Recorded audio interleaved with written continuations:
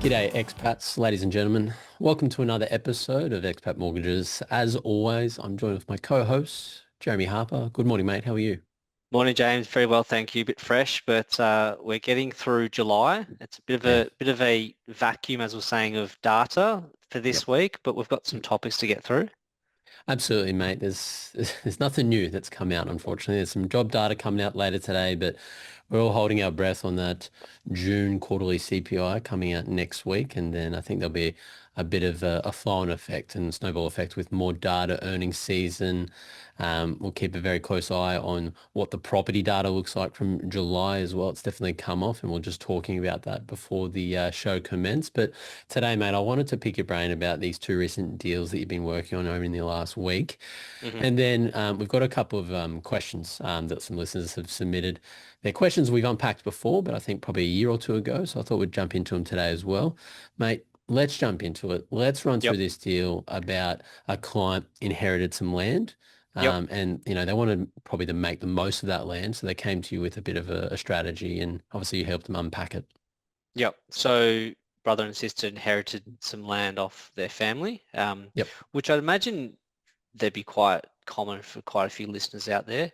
Yeah. And of Yep. course, you've got to decide, like, what are you going to do? Vacant land is great. It's got value, but, how do we actually move this forward? So Yep. they wanted to do a bit of a mini development. Yep. So put on 4 units, sort of stack them 2 by 2 as like a 4 pack, Hmm. single kind of level, not building upwards because it's a fair bit of land. This is down in Melbourne. Um, and so what we looked at was some development finance. The Mm. challenge under sort of a traditional finance is when you're looking at that, particularly if someone's offshore, servicing or showing the serviceability on, potentially 2.5 mil to cover off the development costs or the build costs, Yep.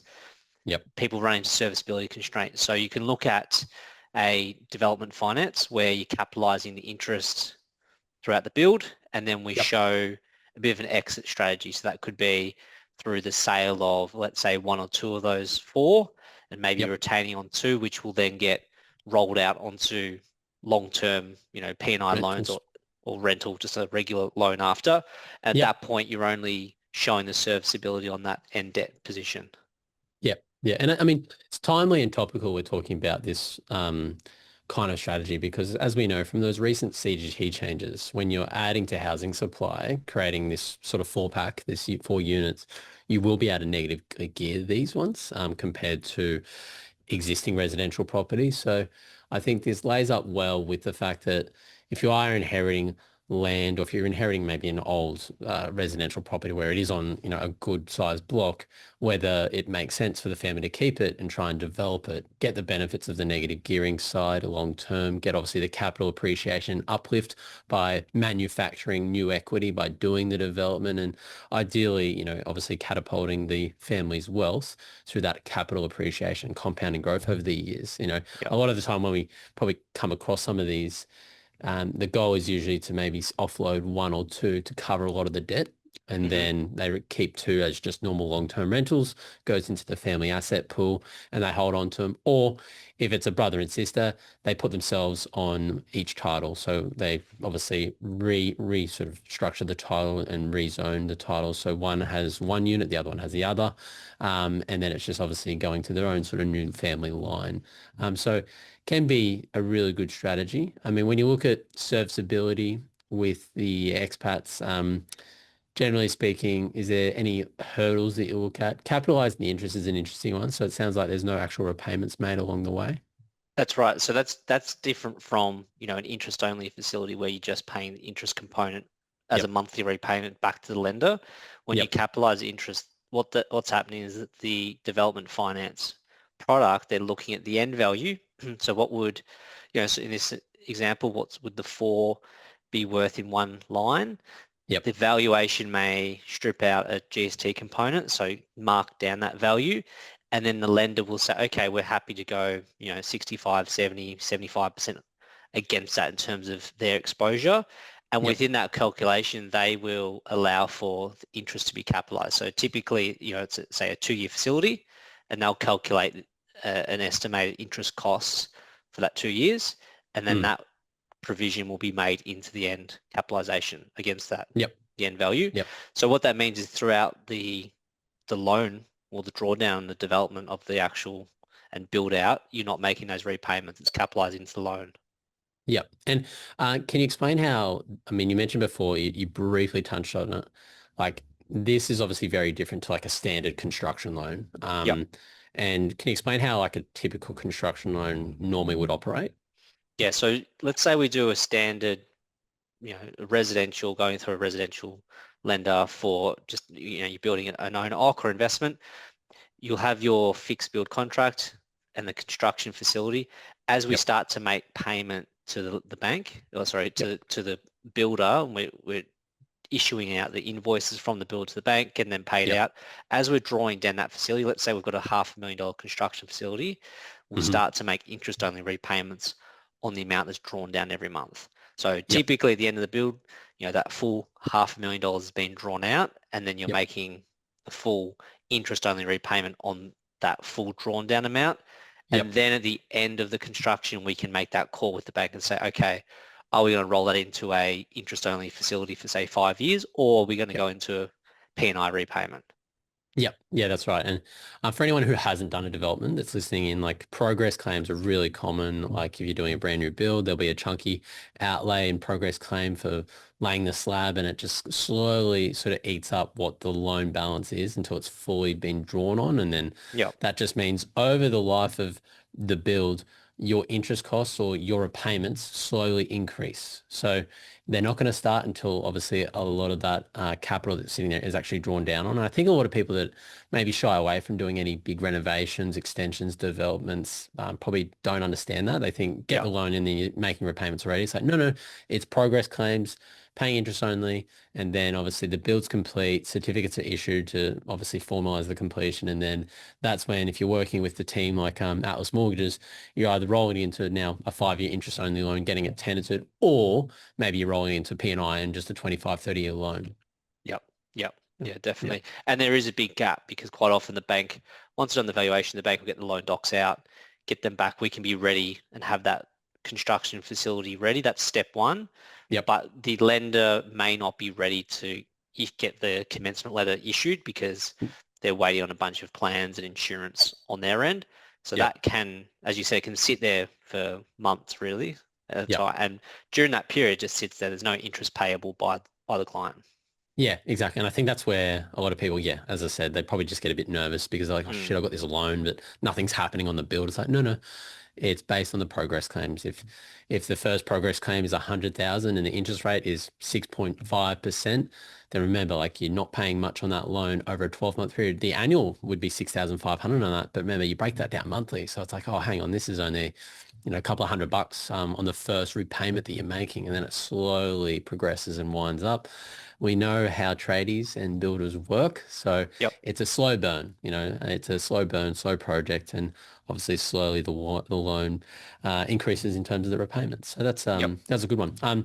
Another deal I wanted to unpack here, and we probably don't obviously talk too much about it, but we do a lot of it. It's just the commercial side of lending, but commercial side of investing as well. Mhm. Can you just give us and share us a bit of insight of this recent one you worked through that closed out? So client had existing residential properties in the portfolio and Yep. so wanted to look at diversifying to commercial. Yep. Now, when you're looking as an expat, there are some challenges. So when you're looking at commercial as an investment only, you can have a sort of like a term loan where whoever's guaranteeing the loan can provide evidence of their income to Hmm. support the serviceability of the loan of what we're trying to purchase. Yep. Or you can look at a lease stock where you're just looking at the lease of the security that you're purchasing.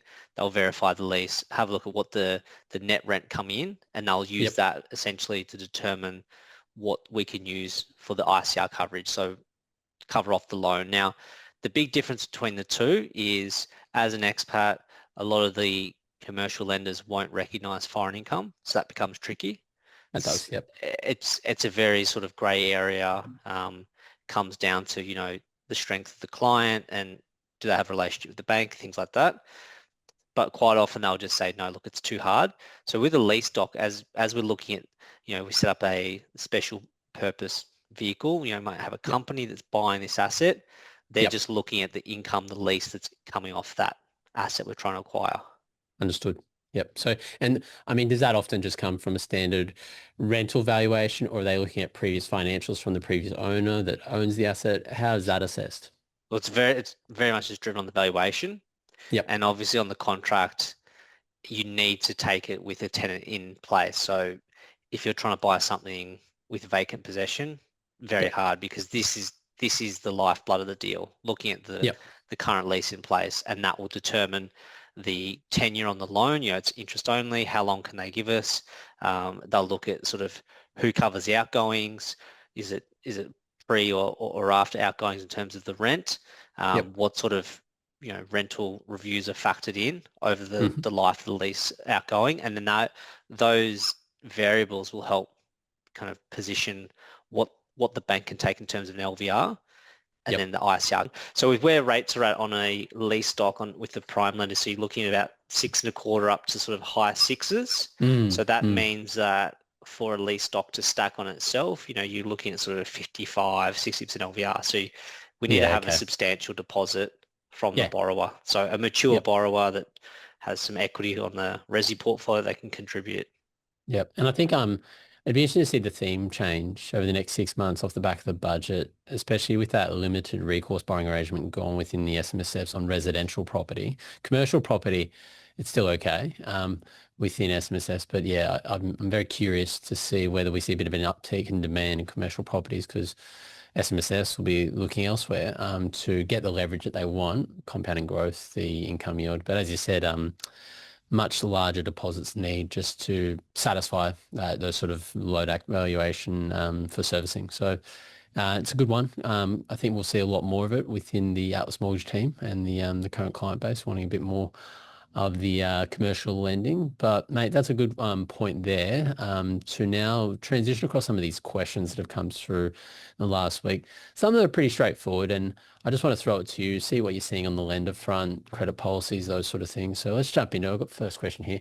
How does being paid in a foreign currency, USD, sterling, or Singaporean dollar, because I've lived in all countries, affect borrowing capacity and lender appetite?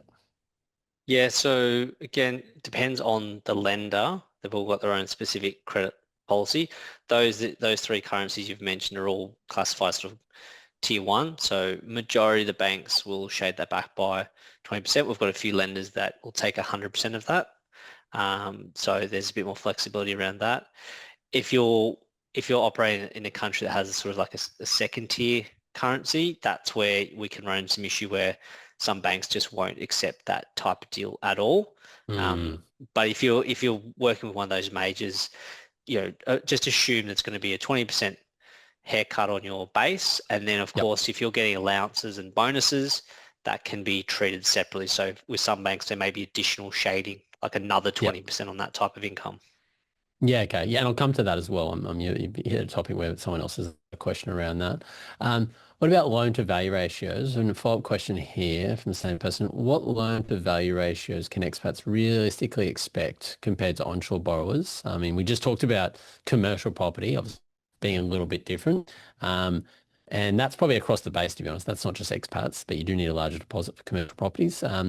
What about LVRs? Like, what's the expectation there compared to someone that's living on OAG Yes, earner? yeah, so you can definitely still, quite common to go up to an 80% LVR without mortgage insurance. If you need like a lower deposit, so if we need to get to a 90%, that starts to knock out a lot of lenders because their mortgage insurer will not insure the deal if there's foreign income involved. So there's a couple of banks that can go up to 90% LVR, but I would sort of base your expectations off 80%. Yep, 80% is sensible. I mean, 20% deposit, and then you've also got stamp duty and that sort of stuff on that makes the most sense. I think Correct.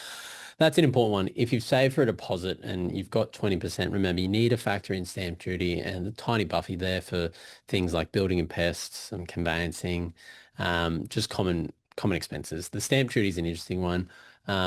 We've been speaking to a few clients where they're coming back and their spouse that they met overseas isn't a permanent resident here.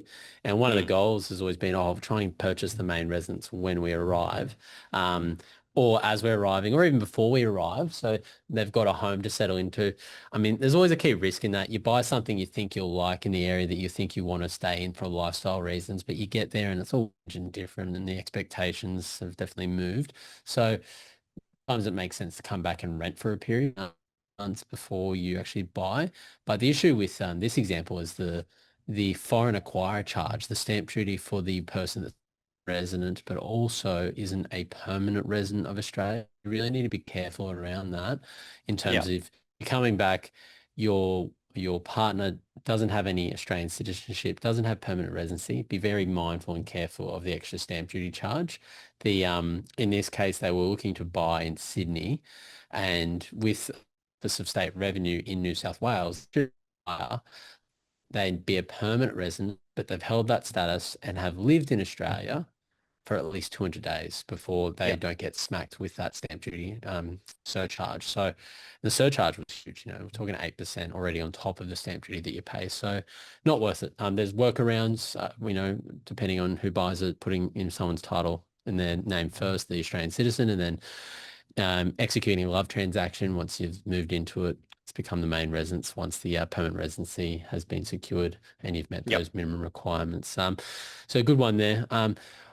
This one's probably a bit of an addendum to the first one, but how bonuses, RSUs, or variable income get treated for expats versus PLAG locals? For those that don't know what an RSU is, it stands for a restricted stock unit. It's essentially like an employee either share purchase plan or just an employee form of compensation where you get shares from your on you and they vest. They have different vesting cycles. RSU is a common one referred to over in the United States. So this person's probably in the US. But handing it back to you, mate, how's some of that variable income treated? Yeah, so bonuses, there's no difference between receiving a cash bonus overseas or in Australia. Yes, you do get the foreign discount, 20% haircut, and then Yep. standard banks will still shade back bonus income in Australia. So with some banks, you'll get like a double haircut of 20% and then 20% again. Now, we just need to show that's been paid. So for some banks, it could be last year in isolation. Some want to average out over 2 years. Now, when you're dealing with like sign-on bonuses, that can be a little bit tricky if we can't demonstrate that it's not ongoing. Sometimes people might get a chunky bonus for coming on board to their new employer. So depending on how that's structured, that may or may not form part of our serviceability calcs. And then RSUs, we want to see a little bit longer, so sort of like a 3-year period. So you want to be with that employer for a number of years, showing what's been granted and what's vested, and we can kind of do a calculation over that period. That's calculated against sort of like an average or maybe even the lowest traded share price for that year. So if we're looking at, say, 2025 and you work for Apple, what was the lowest share price for 2025? And they'll use that to calculate essentially the hypothetical income that you earn for that year off your RSUs. I see. Yep. Oh, that's cheap, And taking the lowest price, not the average. tell you the lowest, which you can understand from a credit point of view, they want to be quite risk off about this. And obviously with a lot of these companies, their share price jumps all over the shop every couple of months. So taking that low has just been a little bit more conservative. But typically when I see that, even with that calculation, people can get some quite generous RSUs there. So even utilizing some of that income can definitely help with the deal. Yeah, absolutely. I think a lot of the time we use it just as a separate savings vehicle, surplus income, factor it in into other investments, but pay down debt, pay down high interest debt as well. So really good one there. This is a final question I'll throw your way. And I think it's a great question. So Lauren, thanks for sending this through. What upfront prep saves the most time and heartache for an expat borrower? I mean, the common ones like credit cards. So if you've got a credit card open, we need to see those statements. So some people, well, it's very common actually. So if you're listening to this and this is you, they may have 6 or 7 credit cards open and they may have 3 that don't use. But if you've got 6 or 7 open, we need those statements, number one, which is just a lot of paperwork for, not a lot of reason. But if you can start to close those down or reduce the limits and simplify that, that's going to help for the application, because we've mentioned before, cards with limits open will have an impact of 5 to 1 on your borrowing capacity. So if you've got, $50,000 of Australian credit card limits open, it's 250,000 in borrowing capacity you're missing out on. Wow. So Wow. if you're looking at getting an application in the next couple of months, just go through and start tidying that up. Yep. Yeah, that's a lot, to be honest, and that it takes it out of the serviceability.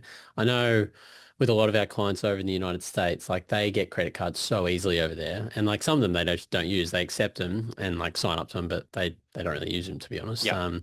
And when they're going through the process of the serviceability, I don't think they realize that credit cards are just this kryptonite to what you can afford back in Australia. And it sucks when you don't even use them, but if you've got it, there's a credit limit on it. Yep. Doesn't matter. Goes into the application. So probably a good way just to clean up before you are going in to get, say, a nice loan for a property or an investment property. Get rid of any credit cards that you really just don't use day in and day out, or reduce the credit limits down, even just for the purpose of getting the property application after the fact, after you secure the property, obviously. You can start using them a bit more religiously if you do, especially if you put all your monthly expenses on them, they clear at the end. Obviously, the power of time, value of money there. But with that in mind, I know we've talked about, depending on where a lot of Aussies live, sometimes they're sharing expenses with their household if they're living with other Aussies, like one person has the lease, but then it's like a sublease. And so being mindful around, like if you're shown to have the lease, but you're getting paid income for the lease, it doesn't matter. Like if the lease is just in your name, that's obviously going to hinder the serviceability as well. That's right. Yeah. And again, that's more a credit appetite between banks. So some banks will be totally fine taking your percentage of obligation, whereas as you're spot on, some will go, no, we're going to expense the full lease, which obviously will just significantly impact any borrowing. Yep. Yeah, absolutely, mate. Some good questions there. I think we've done a good job there unpacking those. What's on the docket for the next couple of weeks? What do we expect to see coming out from the ABS? So we've got the jobs numbers coming out later today. And then obviously we've got the inflation, and then not too far away, we've got the next RBA meeting. So a lot there.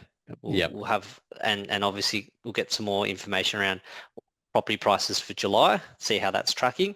But further to that, we've got a webinar coming up with Ben, myself, unpacking property and tax in a sort of post-budget world. So if you look out on the socials, make sure you sign up for that, because we're going to be going through a lot of that in great detail.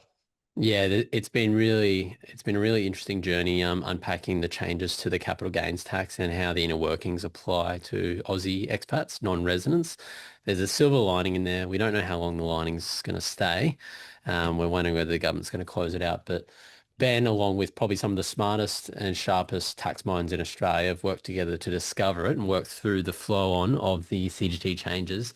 And I think they'll be putting it back to the government, because it just seems they've rushed this. They haven't accounted for a lot of different scenarios. They've tried to obviously force a square through a circle, and it's just bizarre, to be honest. We'll ideally get the draft legislation around the trusts next month. It's been under consultation for July.